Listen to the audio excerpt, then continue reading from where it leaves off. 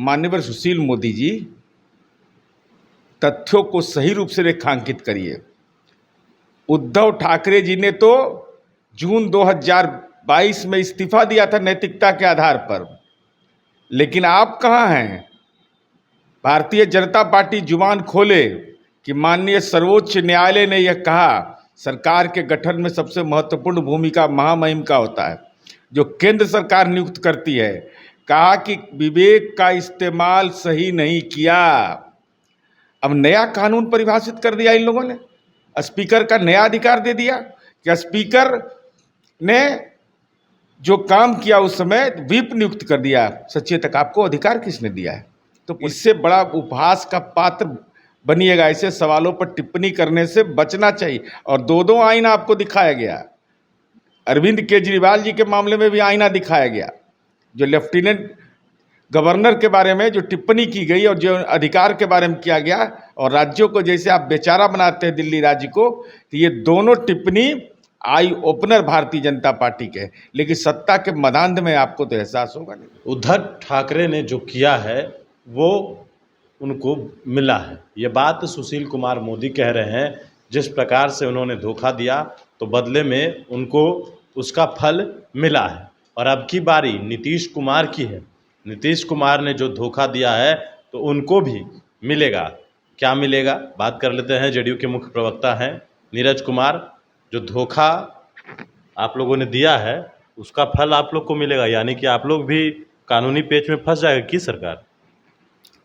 Bharatiya Janata party ने साष्टांग दंडवत होकर 22 महीना पहले हमारा डीएनए खराब बता रहे थे आदरणीय नरेंद्र मोदी, और 22 महीना में सलट गए, आकर आत्मसमर्पण किया, कहा कि नहीं हम अपने का डीएनए आपका गलत बताया था। और 2020 के चुनाव में मन में दूषित राजनीतिक मंशा रखे हुए थे, जनता दल की सीटों को घटाने की साजिश किया। तो स्वाभाविक है, आपको मौका था तो आपने कर दिया, हमको मौका मिला तो हमने आपका इलाज कर दिया। अब माननीय सुशील मोदी जी, तथ्यों को सही रूप से रेखांकित करिए। उद्धव ठाकरे जी ने तो जून 2022 में इस्तीफा दिया था नैतिकता के आधार पर, लेकिन आप कहाँ हैं? भारतीय जनता पार्टी जुबान खोले कि माननीय सर्वोच्च न्यायालय ने यह कहा सरकार के गठन में सबसे महत्वपूर्ण भूमिका महामहिम का होता है, जो केंद्र सरकार नियुक्त करती है। कहा कि विवेक का इस्तेमाल सही नहीं किया। अब नया कानून परिभाषित कर दिया इन लोगों ने, स्पीकर का नया अधिकार दे दिया कि स्पीकर ने जो काम किया उस समय व्हिप नियुक्त कर दिया। सचेतक आपको अधिकार किसने दिया है? तो पॉलिटिकल पार्टी का काम है।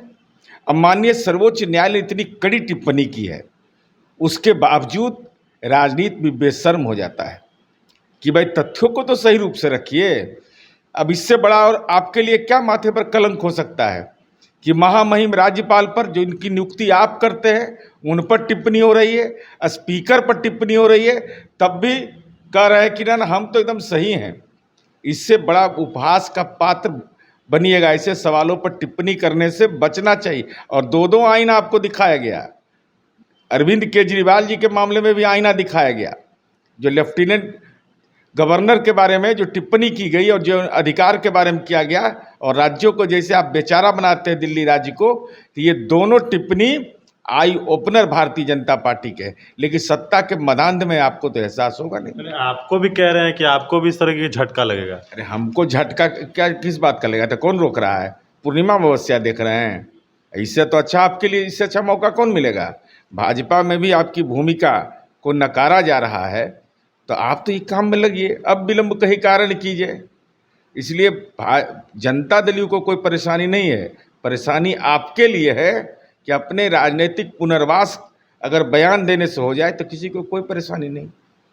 सवाल ये भी है कि बिहार विधानसभा के नेता प्रतिपक्ष का कहना है कि ललन सिंह ने कल कहा कि ये उनका कहना। अच्छा, ये तो विपक्ष के नेता न हैं, इनके नेता हैं संसदीय दल के। आदरणीय नरेंद्र मोदी जी 2015 में मुक्त कर रहे थे जदयू मुक्त, तो कहाँ मुक्त होकर कहाँ चले गए? अमेरिका चले गए वोट मांगने के लिए।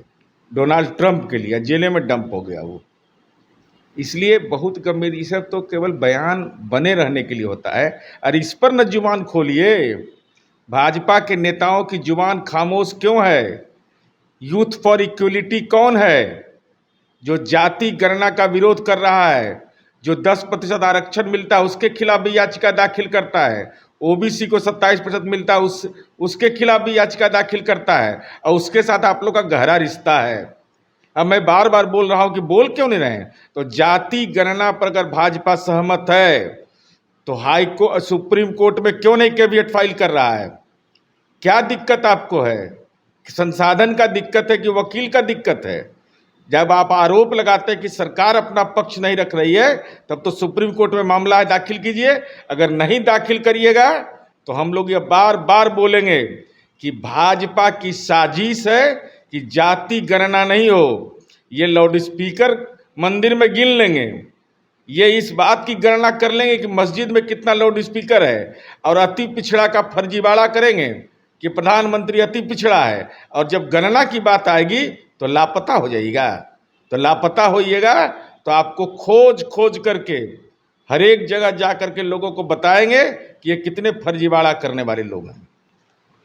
चलिए, तो जेडीयू के मुख्य प्रवक्ता नीरज कुमार थे। सीधे तौर पर जो सवाल थे हमने इनसे लिए हैं, और इनका कहना है कि भारतीय जनता पार्टी जो है वो सुप्रीम कोर्ट में क्यों नहीं याचिका दायर कर रही है, जिस प्रकार से राज्य सरकार ने किया है जाति आधारित गणना को लेकर।